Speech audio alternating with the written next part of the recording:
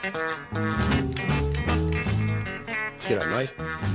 Nice to see you. Nice to see you too. Like, I can tell you. Welcome back. Yeah, welcome back. I can tell David's a little nervous because this is quite a serious topic. We've decided that we're going to punch into addiction. And while we're both at our, well, I guess we can say this. I can definitely say you have. I've certainly had a few issues as well. Really, it's about you today, isn't it, mate? Well, no, it's not about me at all. I think today is about a subject that's close to our hearts, mine in particular, and I think it's something that affects certainly most people that I know, whether it's them directly or people in their lives, and that's addiction. And it's going to be a theme that I think is going to come up a whole lot in these podcasts because, like, it's important. And even from the feedback we've been getting from you guys, thank you very much, by the way, it's definitely a subject that's resonating with people, and it's because people are either affected by it themselves or they've been through it and they like to hear the stories, or they have people in their lives and they're not sure where to go or what to do. And we just want to be able to show that you can speak openly and unashamedly about this sort of stuff with a bit of experience. Exactly. But we're not professionals either, so... Well, that's debatable. I think you were a professional for a number of years, and I definitely was a professional for a couple, but we'll get to that one. So, David, addiction, what's addiction for you? Addiction for me is just part of my makeup. Like, it's just who I am. And I think anybody who's truly honest and open with themselves, who is an addict, realizes that they're always just going to be like that. And that's never going to change for me. So addiction is a wiring. It's almost like a lifestyle, I think. Addiction came from the moment I was born, and every aspect of my life I would throw myself into, almost with reckless abandon. And then when substances came along, that took the driver's seat. I think that would be fair to say. What, as in like cocaine? No, drugs were never my thing. It was always alcohol. This is going to be a bit about me and my story, right? Yeah, absolutely. So I don't want to hog the stage. No, definitely hog that. To go right back many, many years ago, I remember the first time I got drunk, and I was about 14. I remember it like it was yesterday. 14. It's quite a long time ago for me. It was at a family party, a cousin's party, and I remember with some of the older cousins and their friends doing beer skulls from a keg. Yeah. Like, we're New Zealanders, so like if you're a Kiwi, you can relate to this. Yeah. Doing keg skulls, and I remember somebody counting me down, doing 10 Mississippi or 1 Mississippi up to 10 or 15 or whatever, and I remember 14 being able to drink all the alcohol, and then 5 minutes later this wave hit me, and I remember it like it was yesterday, like this wave of like, oh my God, it was like euphoria. And I was like, oh, this feels good. It felt like I was a bit dizzy, but then it kept coming and coming and lasting. And all I can remember was thinking, this is the best feeling of my entire life. Really? The best feeling of my entire life. What, that wave? Just this When the helicopter comes and goes, yes. But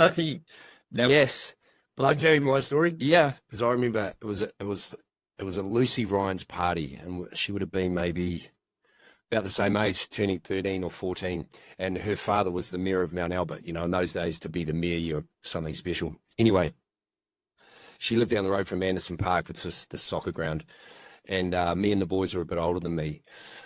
We bought a couple of not kegs, what are they called, flags? A flagon of port, right? So we just started Port. like, and I loved it because it was sweet. So it was like, oh, this is so good. And I got pretty pissed pretty quick. We rocked up to the party, and all of a sudden it just came, mate. Like, and I was like, oh, I've got to sit down, And I sat down, and they were just serving food, like just food around that thing. And just power chucked, like, everywhere. Like, I was just a complete mess. And the party started at 7. And I was at home in bed by 8. And I reckon I had alcohol poisoning because for a couple of days, I was just toast. And so that put me off alcohol. I didn't drink, really. I didn't drink till How old were you then? Maybe 14. Yes, the same. Yeah, I had a few drinks, obviously, on the way. But all through my footy career, I never drank because if I drank, I would get hungover. Yeah. So the next day I'd be out. Yeah. So I couldn't train. I couldn't do any of that stuff. Which is all well and good, but it'd be fair to say, and we've talked about this heaps, I don't think you would call yourself an addict. Is that right? No, I don't think So I think for me, Yeah. it was like, my experience was like, it was an epiphany. I was like, how do I feel like this forever? But why? Why did it give you confidence? It gave me everything. And I remember it so clearly. Like, I didn't black out. I was 14. It was first time drunk. You couldn't have drunk enough then. I drank a lot Oh. for a little kid. Oh, you're fair. You know, Yeah. I think it was the 21st, so I was keeping up with the, Yeah, with the big boys. it was Otago lasses and boys. Anyway, just my, growing up, I was a really shy kid. I think everyone would probably remember me as being really outgoing, like super sporty, a good kid, but inside like terribly shy to the point like always feeling like I didn't fit in, feeling judged, feeling like I was going to say the wrong thing or do the wrong, the gay thing would have come into it a heap. We don't want to get into that, but it was. Yeah, but you would have been hiding that as well. 100%. So trying to be the opposite of what I was naturally and hating yourself for it. So like full of shame. So the alcohol gave you a different The sense, persona. to be able to be in a room and not feel scared of other people, to be like confident, just to feel good and open and like not worrying about how I sounded or like how I moved or like just all of these things. It was like a massive dose of anesthetic. Yeah. But it lasted for like, I don't know, 2 or 3 hours. And all I was like, this is like the best experience of my life. And it has always stayed with me. And then from 14 onwards, like I always drank differently to everybody else because it was never about the flavor. Hang on a second. Was it just me? Like it was like a rustle. Might be my shirt. Like, you're rustling your shoe. Oh, yeah. Stop rustling. I'm a bit nervy probably. Yeah. But back to it. Yeah, I never drank for the taste. I never drank for the flavor.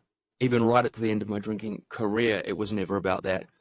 It was always about getting the hit. And like, even if I think of, if I haven't drunk for 14 years. Yeah.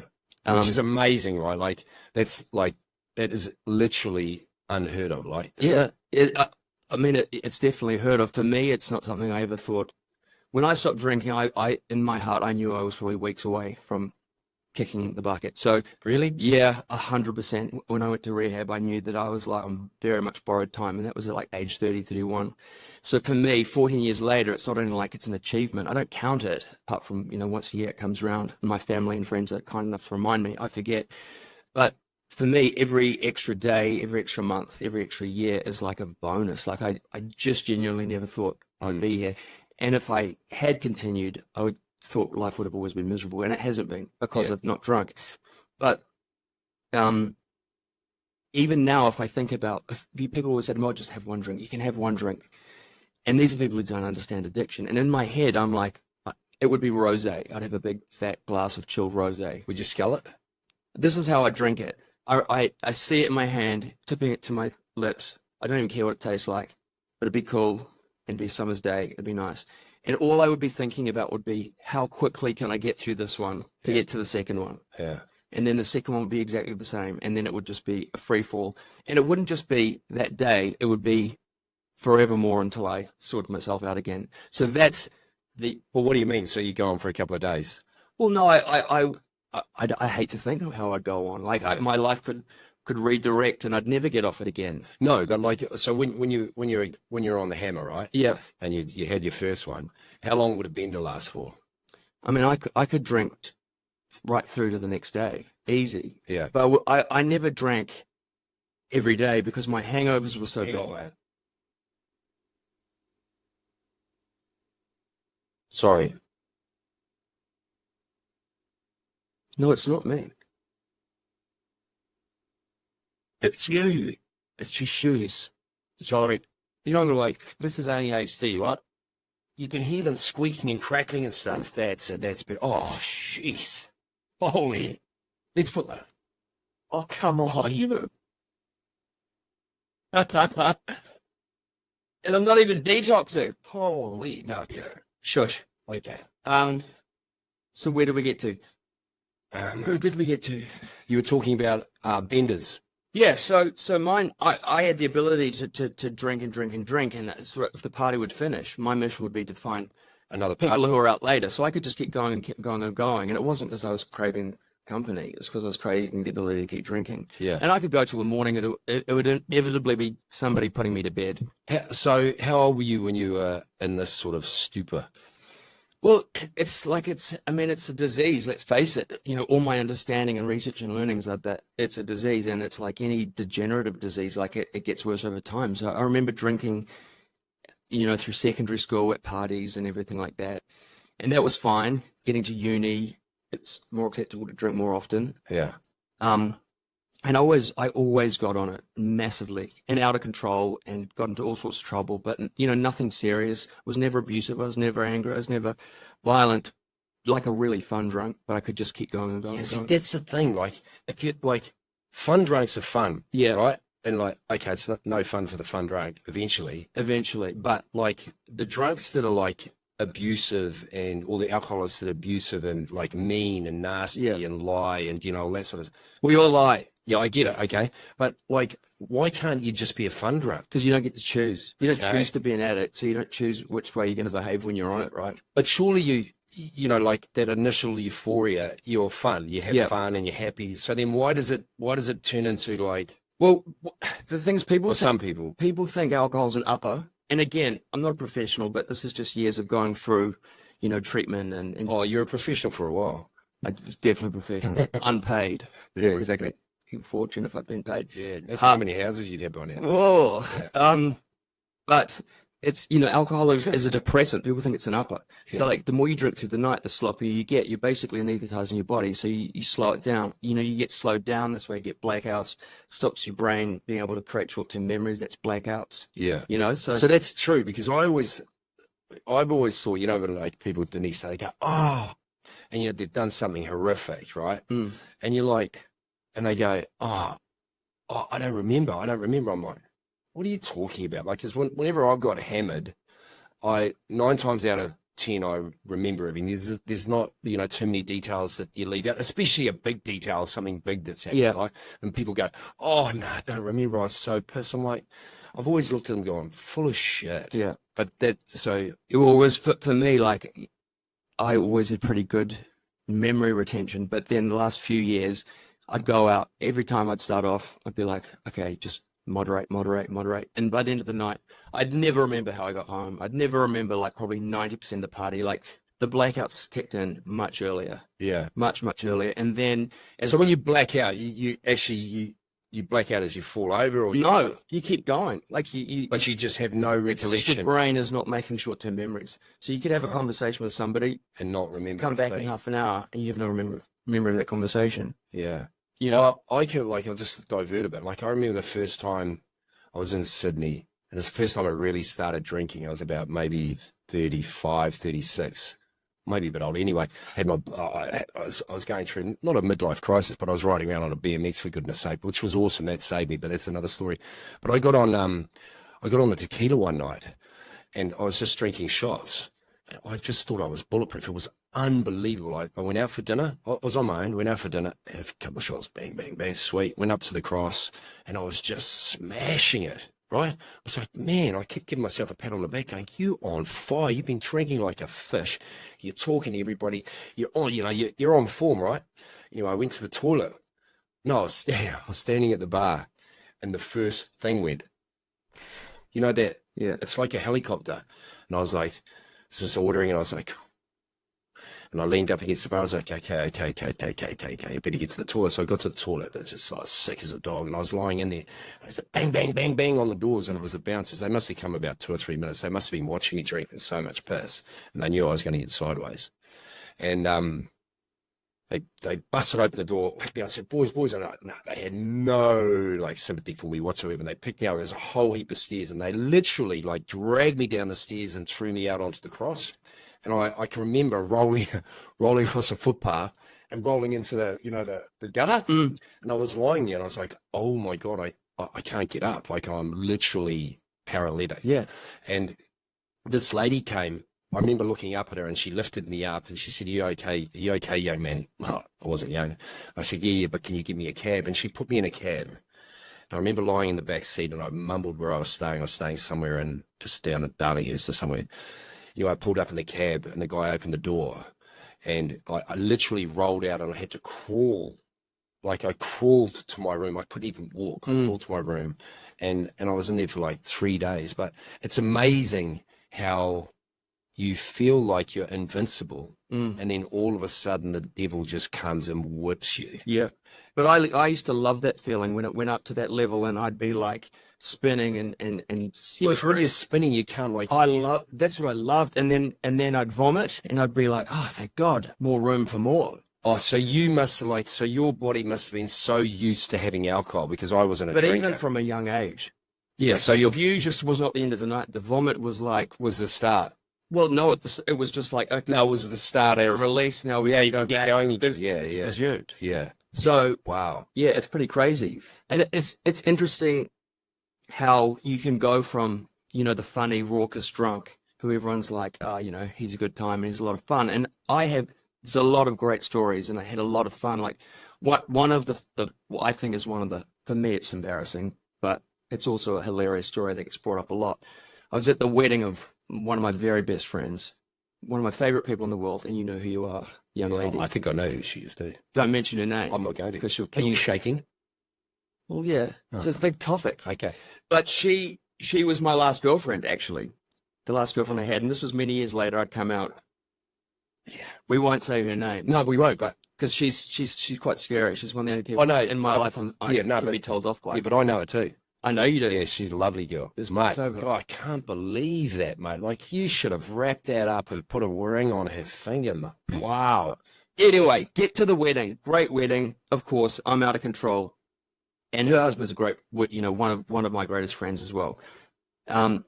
They're leaving in the bridal procession at the end. It was in New Zealand, in Auckland. And in Auckland, there's a big building called the Museum, and they had their wedding there. And I remember sort of finding a wheelchair and zooming down the stairs of the museum, and there must be, what, I don't know, 50 or 100. What, the museum outside? Yeah. The big stairs? Yeah, to catch up to the bridal To the procession. centre part. Is it the centre part? Yeah, it was terrible. It was terrible. Anyway, got there, the big Rolls Royce, and it was like a big Phantom or something, like big fancy cars, pulling away with them in the back.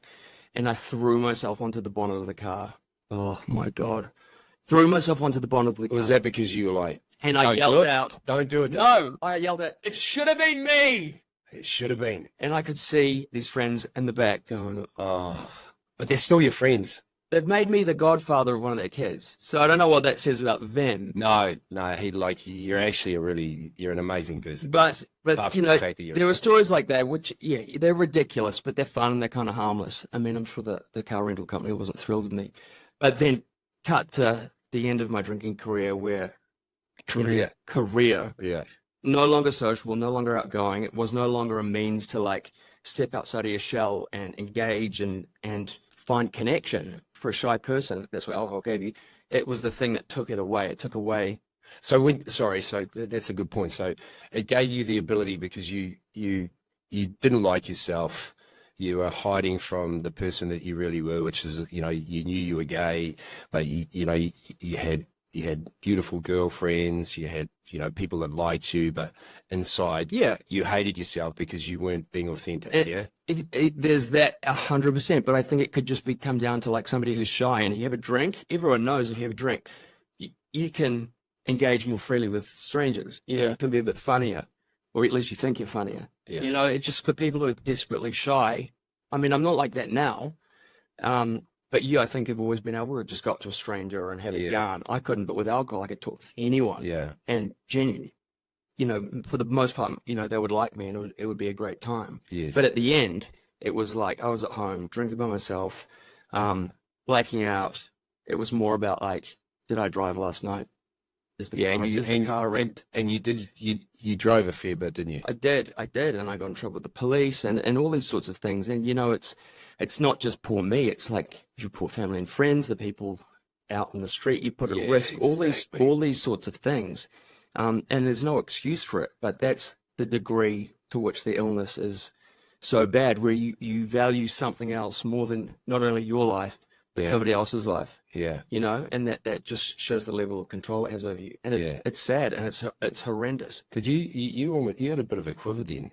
This is like, it's really touching quite deep, isn't it? Well, I'm As you probably know, I've always been a pretty closed person. Like I've never been embarrassed about the story from the moment I came out of rehab.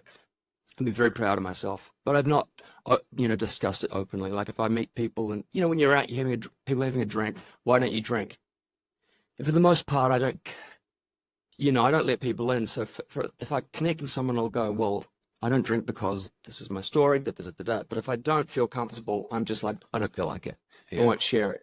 So for the most part, I'm closed. Yeah. And I think, like this whole thing with us is connection. And it always comes back to it, with you, like I get, Yeah, you give on my life, Matthew being one. you opened up like a book, hey? Yeah. Because when I spoke to my daughter about you, and when I went to LA and we were talking, she goes, Dad, like, Ringo is a closed book. Like, I've known him for ages, but I don't really know him. If that makes sense, Yeah. like, he's one of my really good friends, but I would have no idea about the stuff that you're even intimating, Yeah. Which I found really, like, weird, because I was like, oh, no, like, we talk about everything. Yeah. There's not a topic that's not off limits. Which, that was a revelation. Hang on a second. Miss Piggy just came around the corner. Hello. And I think a lot of that comes from when you've like been like a walking disaster zone for so much of your life, and you've put so much shit on people, and you down low, and you get drunk, and you're messy, and you're miserable, and everything's other people's fault or whatever. Like people get sick of you. So when I came out of that, I kind of made this like pledge to myself that I wouldn't be that person anymore. I'd just keep everything inside and just deal with my own stuff. But after I met somebody who I've been with for 14 years, married, and you have that person. But sometimes after a while, you want to open up a little bit more to people around you and family, friends like we do. And I think being able to do that is like enormously powerful. But to then it'd be suggested you do a podcast and you're going to talk about the stuff publicly. Yeah. It's like you're bypassing having these conversations with A few individuals, and now you're putting it out there. Whether anyone listens or not, I don't know. Yeah, but but that's fantastic, right? Because there'll be a whole lot of people out there. Like, everybody to some degree has got the same story. Do you know what I mean? Yeah. I think we've all pretty much been drunk. Some people are more prone to being, I guess, an addict or an alcoholic or a drug addict or whatever. For me, it was always about, like, I don't have an addictive personality, but if it's around, I'm into it. I just like to have a good time and fun. But like I could always just, I knew when things were getting, if I was pushing the boundaries too far, I could look and go, okay, I got to stop. So, and for me, the alcohol wasn't the issue, because alcohol always makes me sick. It'd be other things, but the other drugs like cocaine or whatever enable you to drink and keep you on a level. On a level playing field, like if you're just drinking, you don't have any, what do you call it? You don't have any, like sharpener or like, that's exactly what it is, right? It's a sharpener. it's just a sharpener, right? But you're actually not high anymore, right? But you've got so much stuff in your system, right? If you blew into a bag, you blow it over the thing. If somebody drugged you blow it out of the water. Yeah. But you're not. Like the alcohol, the cocaine cancels out the alcohol, right? Yeah, it snaps you back from, excuse the pun, the brink. Yeah, it does. Takes you back from the brink, right? If that night, if I had had, I didn't start doing cocaine till my mid-30s, but if I'd had cocaine, I would have been sweet. I still would have been a little bit sideways, but Well, you couldn't have had the career, certainly in sports, and definitely not. if you didn't have that control. Well, there are functioning addicts. I never was one, I think I was a functioning, I'm not real proud about this, but I'm gonna say it anyway. Like, I went to Japan, and I was doing a TV show with Macca, and we were I was pretty much on the hammer all the time. I used to go to this place, it was called One Eye Jack's, and when I walked into this place, it was unbelievable. Like, you walk down one side, and it was a strip bar, but beautiful girls. They weren't Asian girls; they were all Europeans or Aussies, Kiwis. And then I walked into the toilets, and then I came out of the toilets and walked to this other. There was another place, and it was like a, what do you call those places? It's not not an escort bar. It's like a what do you call them? I've never. Like where the girls sit down, they talk to the guys, and the guys buy them drinks, and all that sort of stuff. So it was a real cool place, like cool vibe, beautiful girls. It was fun, it was amazing. And I'd just come out of a breakup, but anyway, it was the first time that I tried methamphetamine, And As in, like, there's a crystal meth or yeah. whatever you call it. Like, you know, in New Zealand we call it pee or whatever, but that's all that stuff that's mixed up, and it's, you know, it goes brown, it's disgusting, all that stuff. So this was like, you know, JFK was on crystal meth, you know, so like just pure speed, right? But you don't get high or whatever. Well, you do, I guess, but you're just on the go, right? Yeah. But you can still operate, like, well, I could. But yeah, I smashed that for a couple of years until until one day, I was doing a TV show in overseas somewhere. I think it was in Fiji. Anyway, I had to jump on a plane and go. And obviously, I wasn't doing any gear or nothing, because you know you don't do stuff when you're working. So that's why I knew You're not an addict. That's why I knew I wasn't an addict, even though that I was, you know, like, so I've been smashing this stuff for a couple of years. I jumped on a plane, went away for 7 weeks, didn't even think about it. So you reckon you were smashing it for a few years just because you liked it, not because you had to? Yeah, just because I liked it, because like it gave me energy. It went to the sexual side of my brain. So You know, like, you don't reckon it was like hiding stuff in terms of like No. you'd had a, I don't know, broken relationship, you'd No. misery, like no. whereas that was what it was about for me, right? So that's No, it's just like, and I think for athletes, maybe this is the thing, is like when you reach a level in sport, like the highest level, whatever sport you're playing, you never find that rush again, that nervousness, the high when you're playing, the high when you come off, that camaraderie, all that stuff. You never find that level again. You know, you get it a little bit in exercise. You know, that's why exercise. you know what it is. It's your thing. It's dopamine. It's dopamine, yeah. So you get the dopamine from somewhere else, right? So I think that's why maybe I was doing it. But anyway, I remember I came back and I had to do a voiceover for the show, and they showed me a photograph of myself, and it was, you know, just a still photograph, and I looked at it and I was like, oh my God, I did not recognize myself. I had no light in my eyes. Like my eyes were like sunken into the back of my head. And I was just like, I just had this dark, really dark energy, right? And I was like, oh shit. I was like, wow. And that was the catalyst for me. I just went, no, never again. So I finished my commitments that I had. Luckily, I had a business that, well, actually, no, I had a good business, but I had to leave to get out of the country, to get away from you know, the stuff that I was doing. And I was away for 3 months, and I never touched it again. And that's why, like, but I never had to go to rehab. But like no withdrawals, Nothing. But the thing I think that saved me is because I was still like I like to keep fit, and you know, I like going outside, I like running, I like riding bikes, I just like being active, right? And then I would come home and I'd be knackered, and I'd eat and I'd sleep. Yeah. Right. And I think the thing with most people that get hooked on that particular drug, be it cocaine or crystal meth, is A, you don't eat, and B, you don't sleep. Yeah. Right. So you mix those two things together and you're toast. Right. So what I was ripped, super skinny, but fit, but eating and sleeping. So that was the reason, I think, why I didn't go down the tube like lots of people do. Right. Yeah. Because eventually you go mental, right? And it's also like I was reading this thing about like just brain circuitry, because you know I've always wanted to understand what makes addicts like me, I guess, different from you. And like I was reading this thing about, it's not really reading it, but the brain reward circuitry, which is like the survival mechanism, which tells us how much we need and how much is enough, whether it be food or you know, pleasure or whatever. And basically the addictive brain is like it's incorrectly wired, or malfunctions, or dysfunctional, for want of a better word, and it tells you that you want more.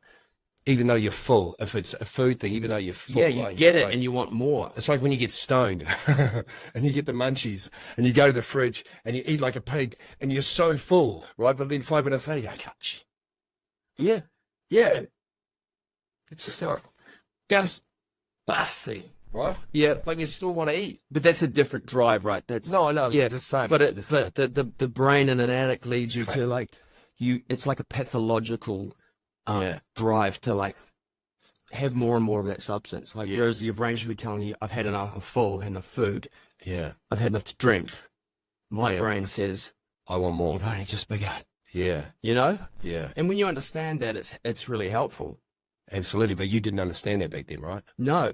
And I'm still learning all these years later, like still learning. And I think everyone's different. Like I mentioned before, you can have like functioning say alcoholics who can like get shit-faced every night, wake up, Go to work. go to work. And I've known some who've been enormously successful and they've lived their lives out till their 70s and 80s. I'm glad I'm not like that because Yeah. I think they've always suffered, whereas I couldn't. But imagine living with someone like that. Well, Like that, it's like, like, do you know what it's like when you're drunk and you think you're funny, and sometimes you are, but sometimes you're not. Sometimes you're obnoxious. Sometimes you're this. Sometimes you're that. Yeah. Sometimes you're like, like I've been around people, that are close to me that are like just like that. It's like the Jekyll and Hyde. Yeah. It's unbelievable. Yeah. And the lies and it just rolls off their tongue. well, just so because easy. it's shame-based. Like you start drinking often, as we mentioned before, because there's the shame or fear or underlying stuff going on in your life. You get drinking, it fixes it, but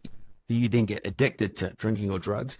You want to do more. People start noticing it. They start pulling you up on it. So what do? Do you moderate? You don't know how to. You can't. So you can't. lose those friends, you give rid. Well, you don't lose them, but you start hiding it. Yes, you but start- you don't see them as much, right? Well, Because, until you start lying, yeah, and you think you're hiding it. You think you're clever, and you're not. and they notice it, and they put up with you for a little while, for years and years and years, maybe, as I've had in experience. Family puts up with you, but you know that they Know. you know that they know, you know that you're creating problems, and that's the shame thing. So But you still keep doing it. That's the thing that I don't get, right? It's like, and it's probably something that you can explain to the viewers. Like I've always thought, like with drinking, I'm like, why can't you just stop? And it's a silly question, I guess, because now that I understand what alcohol does to you, your body actually gets addicted to drinking, right? Yeah. You actually so I think, is this true? Is alcohol the only drug that if you stop it, you could actually die from not having it? When I went to rehab, that's what I was told. I think since then there are some other drugs that have come around. P was starting to be a thing then, but certainly with things like opioids and stuff, I'm pretty sure you can die from coming off those now, but they're more recent. Right. But alcohol, yeah, if you're addicted to alcohol, it's not your brain, your body as well. So you start seizing. You have you can bite your tongue off, you can hit your head, you can get dementia from fluid on the brain. But then you could actually have a seizure and die, right? It's not have be walking along, fall over, crack your head. Well, right? actually die because your classic body. story, like a heavy boozer wakes up in the morning and they've got the shakes. Yeah. Well, that's the beginning of that.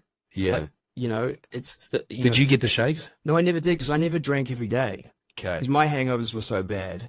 I Right. had so much anxiety from what did I do the night before? How hammered did I get? What did I do in the blackout? So I was then smashing anti-anxiety pills. Right. So And you so- had a cross addiction. Well, no, not really. But what happened was, Were you doing drugs? No. no, Okay. it was just never really my thing. Okay. And if I did have the odd line of coke, probably like 3 or 4 times in 20 years, Okay. I just liked it because it meant I could just drink for Yeah. even longer. Yeah. Like it wasn't about the effect of that, Yeah. but I could drink for even longer without being a sloppy mess. But, what was I saying? Yeah. We were talking Say about about him. Yeah. Exactly. No, it was important too. So, yeah, you have these, you can have these seizures and you can die. And going into rehab, I went in basically, I was not forced, but given the opportunity. We'll tell that story because it was basically, so your mum and dad pretty much, they knew you had trouble with drink, right? Yeah, for years and years and years, it had been an ongoing issue in my mid to late 20s. And they put up with it, and they put up with it. And tried to help and were like, embracing of it and kind, and didn't understand it, nor did I. I wasn't open to talking about it. And I guess for them it was, probably a living hell. It would have been. Yeah, Absolutely. it would have been. And you know that deep down. Yeah. You know that. And that's the thing. You know that deep down, but you don't care, eh? Because you care, but you don't care enough. as much as you getting do trust. without getting any Trust, yeah. Yeah. Which is amazing, eh? Even though you know that it's pushing everybody away or alienating people, that you're not the person that you want to be, but you still are so consumed by the need to keep drinking, Yeah, right? And that's even the though that power of makes you a really bad version of yourself, or it doesn't even make yourself, it's a completely different, you're a different entity altogether. Yeah, right? like a caricature of Worse parts of you. Yeah. Yeah. But you still can't. Mm. That's what amazes me. Like when you show people, like you can actually film people when they're in the midst of it and go, and you show them and they're like, oh my God, I'm like, yeah, that's what I put up with, right? You know, this is reality. Yeah, this is my reality, and this is you when you're on it. Mm. And they're like, oh, and then, do you think they can stop? No. And then they try and turn around and tell you, I don't have the issue. You've got the issue, right? You know, like, so, like, it's like, With survival, it's like the disease, like doing everything it possibly can. it's the maddest. It's like, it's the most mind-bending stuff you'll ever come across. It's tragic. Like, people give up their families, their kids, their lives, their freedom. They go to jail for it. They get off it. They enjoy a few years of sobriety, life So amazing. tell me how, sorry, Dave. So tell me how you got it. So what happened? Like, Well, what changed the day? okay, so I won't get into it too much because I think this one we're going to split into like 2 episodes. Okay. Do this week and then next week. I thought it'd be cool to focus more on like the recovery, like what that looks like. What's rehab like? What happens at AA meetings without divulging anything about people's private stuff? Just what's involved in it? Like, what are the things I went through? Like, we'll get into that. But basically, on the road to rehab. Sorry. No, the only thing with that is, like, I do it all the time, is you snip, snap, snip, snap. You'll hear it. Yeah. On the road to rehab, you know, the few family friends who knew about drinking, they maybe were alcoholics themselves. I went to the odd AA meeting, and I remember the first one I went to, I walked in, they immediately talked about God, which is, Okay, and I was like, like, you're into God. I'm fucking out of there. But, Yeah. you know, I'll get into it in the next episode, but you later learn that it's not so much God, that's the old-fashioned. It's not the guy with the beard. No, it's, you know, that's when they started Alcoholics Anonymous, that was the only higher power. So it's Right. now your higher power. Yeah, which Something that's universe, bigger. spiritual. Exactly. Yeah. And so you substitute that. But I heard God and I was like, oh, fucking hell. Yeah. And then you're surrounded by people Exactly. who are like, they get up, all they do is they get up and they share their stories, and their stories are real bad. Yeah, I and was- you think you're the worst, right? You think you can't be anybody worse than me. But at that stage, I wasn't that bad. So I was like, I can't relate to this. I haven't done that. You know, Yeah. I don't have kids. Was this the first time you went to? I went to, no, this is AA. I went to a few times, and I just was like complete. I got up and left. I was like, yeah. fuck this. So you were too good for AA. Not too good, but I'm like too much in denial. Like just not This isn't me. not rock bottom enough. Yeah. You know, like life hadn't. They're way worse than me.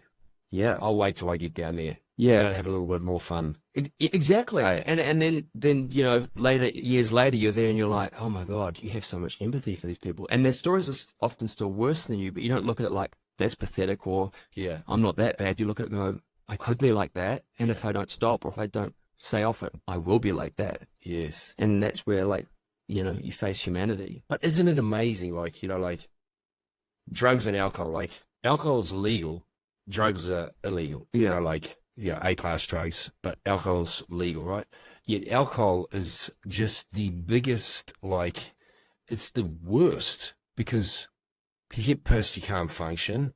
Like, but you can go down the road and buy a bottle of alcohol easy, just like that. Yeah. Just like that. Like, so for an alcoholic to get off drinking alcohol, and then it's all around you as well. Like, so everywhere you go to a party or you go to a work function or you just go around to somebody's place and they're having a drink, right? Yeah. It's all there. So like for a drug addict, like if you're a cocaine addict, you're a meth addict or whatever, well, you can't just walk into the shop and buy a thing. Yeah. You know, you can't just go, oh, I'll get da-da-da. So you just imagine being a woman or a guy who's go Slovak, go in the supermarket and they're struggling with take. And I'm then going and drip hole. And you usually there. Yeah. Like, is it? So is it because they get so much money off tasting alcohol that it's still okay? That I don't know. Like, what was it? What's the difference? So why are drugs be perceived as so bad, right? Yeah. Why? No, that's cocaine, that guy. Jesus Christ, they don't need him. Oh, he's a pussy. Oh, good guy, though, eh? And carries a lot of beds. Yeah. Hey, Well, it's just societal norms, and I think because so is it not like, I don't know. It goes back to, I don't know, maybe with prohibition, they realized, well, they made it illegal, everyone still drank. Like, if the alcohol wasn't around, people would find it. And the thing is with an addict, if you can't get alcohol, you'll either find it or you'll just find something else to abuse because your brain yeah, needs that. I totally agree, but the reasons why it's deemed acceptable as opposed to, like, even marijuana, for God's sake, the effects of marijuana, you chill out, you flake out, you eat. Right. Nothing much goes wrong. You don't beat your wife up. Hang on a second, but like I like it when that, what do you call it when they when they decided to make marijuana legal and all that stuff. I think marijuana for young people is just like a no. But that's different because It's psychotic. And it demotivates. Like when I smoked weed, I'd get high, right? So I go out and exercise, I get high. Like some people, you know, like if I have a joint now, which is very, very, very rarely, people are like, "What are you on, mate?" I'm like, "Huh? Stoned." Yeah. What? Can't be stoned. You go down. I'm like, nah. They go up. yeah. You know. So it's horses for courses, I get, eh? It is horses for courses. And variety's the spice of life, and everything in moderation, right? So if we could get that message across, it's like, hey, you don't have to. If you can moderate though. Yeah, but like so. So what are we supposed to do? You go to your local booze store and you get your weekly allowance in one. No, I'm not. You know, but I'm Because just. there are some people out there who can drink a bottle a night and have. But you know, so David, like if I said to you, you haven't had a drink for 14 years, right?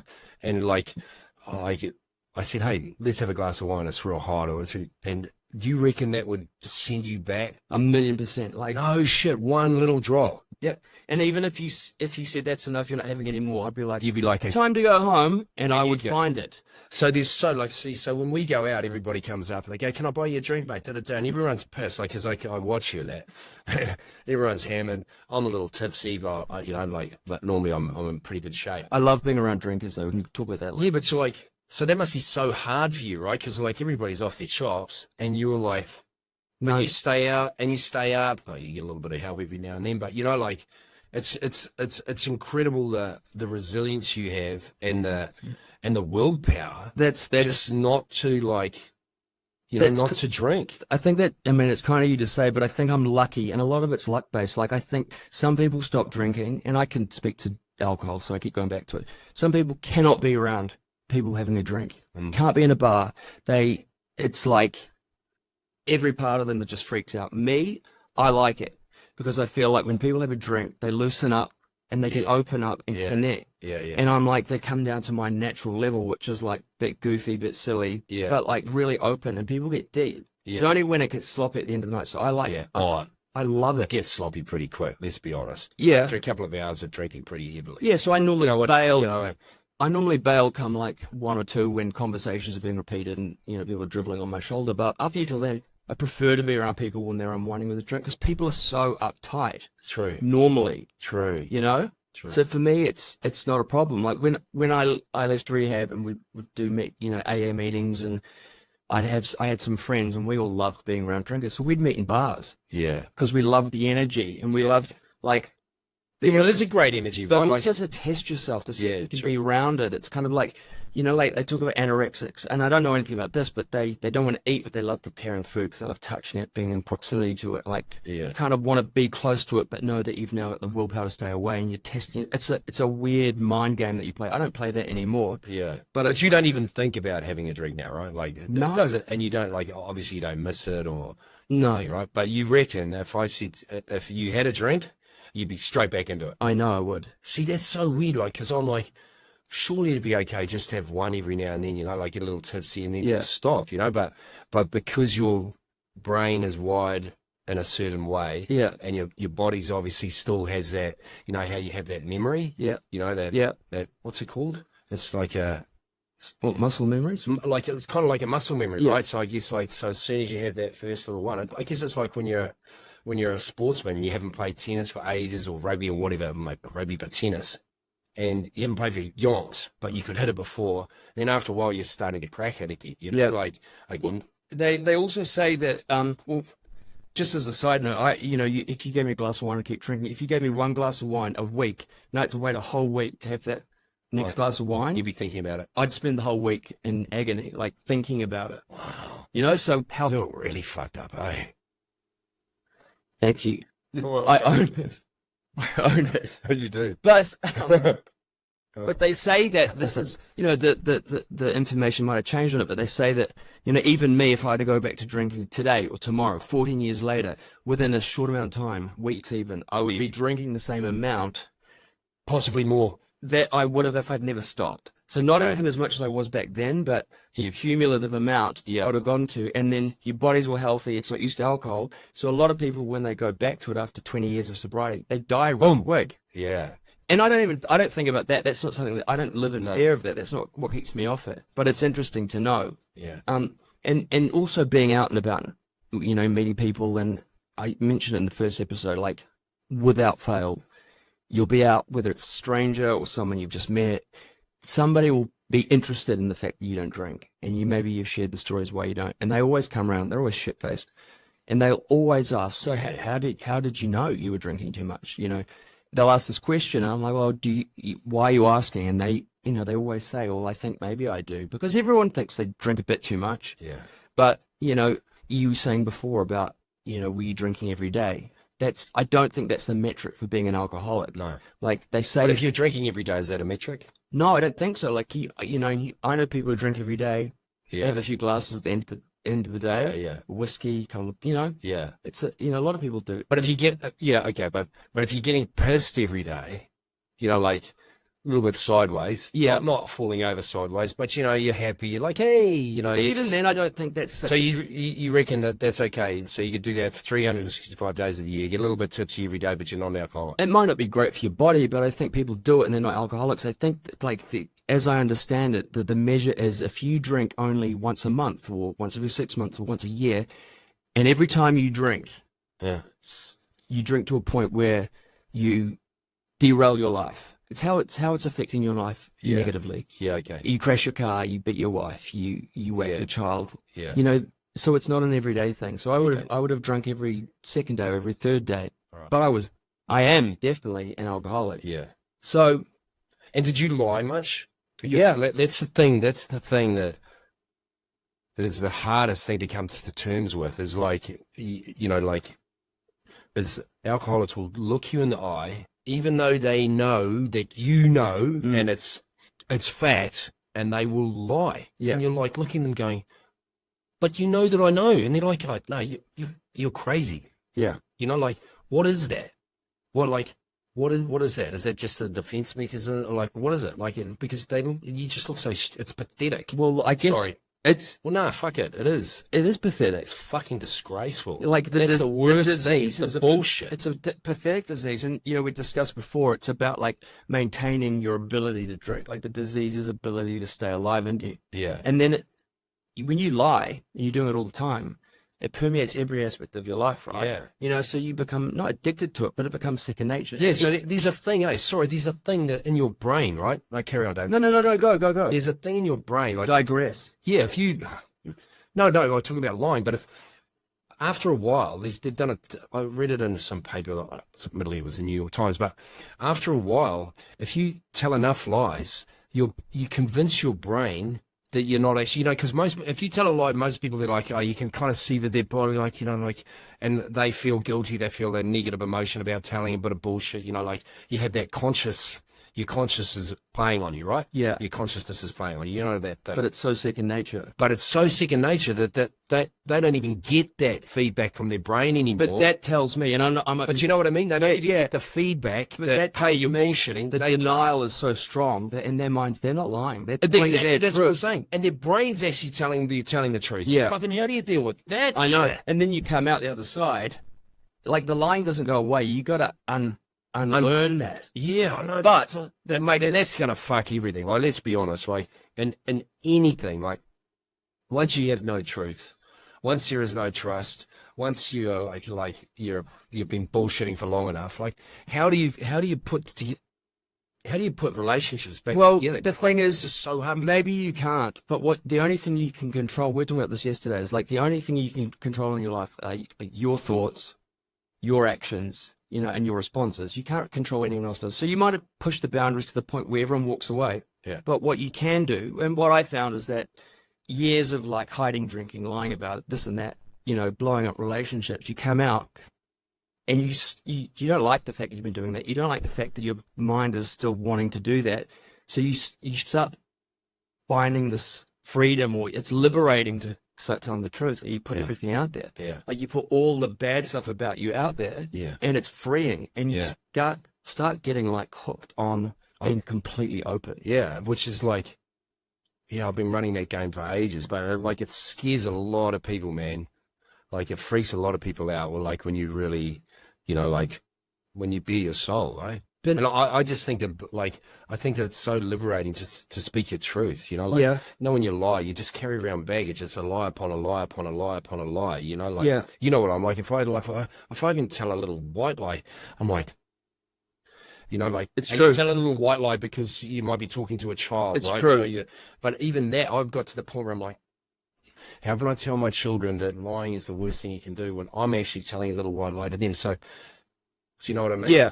But I think in some ways you've kind of been, like I have, you know, been blessed. You don't care about people's response so much. Like if they don't agree with you, they don't like what you're saying, you don't give a shit. Some people, they put their truth out there and they get shut down, they get judged. Because you don't judge other people, right? No. So you kind of. But I focus used like to. that. I used to be a shocker, especially when I was young. Like, just that game you play in your head. You like, you walk down the street, you're like, God, douchebag. You know, like, Yeah, of course. and you catch it. Like, I look back at that guy and I go, why was I like that? It was because I was like maybe a little bit envious, jealous, competitive. Like, I don't know, you know, like.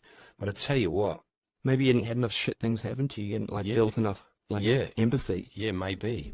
And geez, I've had some shit things happen to me, right? And I used to be a world-class liar, you know, like, you know, just deception and all that sort of stuff. And I hated myself for it. And then when I hit 33, 34, I just said to myself, no more, man. Yeah. No more bullshit. No more lies. Not one. Just speak your truth. Yeah. You know, like, you know, most of the bullshit that I was carrying around was I had to carry it around because, you know, like, you think you're protecting other people, but you're not. You know, Yeah. In the end, you just And it's not your you job. but you're trying to protect yourself as well. You know, it's all about yourself. And Of course. when you're honest with yourself, Yeah. and you can get to the point where you know, like, you know, so people say it's 1 strike, 2 strikes, 3 strikes, you're out as far as friendship and all that shit Yeah. goes. Well, for me, it's 1 now. Like, Yeah. you don't get 3 strikes. Like, you just don't, like, you shouldn't hurt, like, you know, you shouldn't do something that deliberately, you know, is going to, if that person finds out, it's going to hurt them. Sure, but we all do. you know what I mean? We all do shitty things. Like no one's exempt from fucking up. So You know, we do shitty things. Like, so if you go out at night and you're married or whatever, and you know, for whatever reason, you get, and this is what happens. When people get pissed, right? All their inhibitions go and their morality goes. And, you know, for that thing, they go, and like going, hey, hook up with a bird. And then they're carrying all that rubbish around, right? Now, I know it's real hard to go home and go, hey, listen, babe, I've got something to tell you. It's going to really hurt. I'm not proud of myself. Hate myself. But I'm just going to tell you, I fucked up last night. How many people do that? you. 0, right? And it may fuck your relationship, right? But it's probably going to. But at least you can you can walk around with the sense of, you know, like, Sure. you know, and you've given that person knows, because she's got no idea. Like, she's got no idea. I never used to do that, right? But if I fucked up like that, I'd come home now and I'd go, Yes. okay, But the way you're doing it is that you would kind of hope that there would be a strike, right? So they rule you out. You'd kind of hope that by telling them they'd be angry, but they'd forgive you and move on. So I think it's with a 1 stroke policy, you don't get that. we don't make 2 strikes. Make it 1 strike gate, 2 strikes. No, but I'm not. We can change our minds, people. I'm not talking about till you're far. I'm not even talking about that. Just doing anything, like anything you do wrong, like, you know. Win. Anyway, we've diverted from addiction. Shut up, tell you off. My ass is getting sore because we've been sitting down talking for ages. This must be the world's longest podcast. No, it's not. Is it? But I think Listening. it's a good time to wind up. Thank fuck. Next time we're going to talk more about like the other Gunner. side. Let's talk about that gunner. We're going. Are you a gunner? But how's it the people on the news now? How can we have the news readers, ladies and gentlemen, say, the weather's going to be good this weekend? I'm like, what gunner? What do you mean, gunner? I don't listen to the New Zealand news. Is it? No, but you know how you hear that? Like, so imagine being somebody like trying to learn English, and they're like, what the fuck is gunner? Like, gunner? And they Google gunner. He's a machine gunner. What? And it's going to, yeah, but it is, right? So, Language is ever evolving. mate, As is tell you this what. podcast. But before we wind up, next one we'll come back and there'll be. We want to talk more about like the treatment journey and that sort of stuff, which is a bit more positive. love that watch, by the way, David. Thank you. Where did you get that from? I've gone to Singapore. Oh, have you been on holiday? I have. Is that why you got such a nice tan? No, there was no sun. Wasn't there? It was rainy and hot. Shit, it's real sunny here though, guys. We're back and we're bronze. I will put though in our links some info on where you can go for help with addiction, alcoholism, drug abuse, that sort of stuff too. So, thinking of you. Thank you guys.